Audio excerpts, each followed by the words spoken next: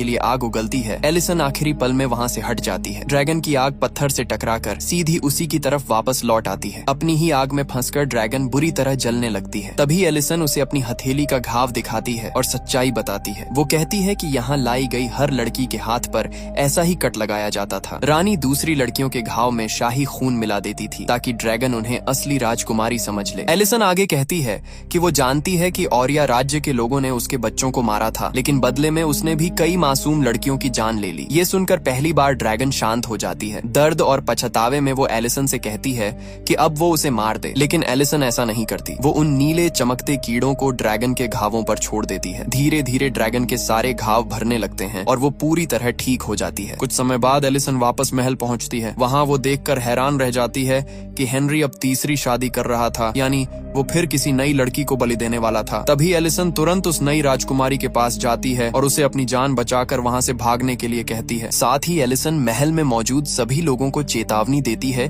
कि जिसे भी अपनी जान प्यारी है वो तुरंत वहाँ से भाग जाए। लेकिन रानी इसाबेल गुस्से में उसकी बात का मजाक उड़ाने लगती है। वो कहती है कि सिर्फ उस मॉन्स्टर से बचकर वापस आ जाने का मतलब ये नहीं कि पूरा राजघराना उससे डर जाएगा। रानी अब भी अपने घमंड में अंधी हो चुकी थी और उसे लग रहा था कि हमेशा की तरह इस बार भी सब कुछ उसके कंट्रोल में रहेगा। लेकिन इससे पहले कि एलिसन कुछ समझा पाती, अचानक महल के बाहर जोरदार आवाजें आने लगती हैं। अगले ही पल ड्रैगन वहां पहुंच जाती है। अब उसे पूरी सच्चाई पता चल चुकी थी कि असली धोखेबाज कौन है। इस बार उसका निशाना मासूम लड़कियां नहीं बल्कि औरिया का शाही परिवार था। ड्रैगन गुस्से में पूरे महल पर आग बरसाने लगती है। देखते ही देखते महल आग की लपटों में घिर जाता है और रानी इसाबेल, हेनरी और बाकी शाही लोग उसी आग में जलकर खत्म हो जाते हैं। कुछ ही देर में पूरा महल राख में बदल जाता है। सदियों से जो राजघराना दूसरों की बेटियों की बलि देकर खुद को बचाता आ रहा था, आखिरकार उसका अंत हो जाता है। दोस्तों, उम्मीद करते हैं कि आप सभी को ये कहानी पसंद आई होगी। कमेंट करके जरूर बताना कि आपका फेवरेट सीन कौन सा था और जाते जाते वीडियो को एक लाइक और चैनल को सब्सक्राइब भी कर देना। शुक्रिया।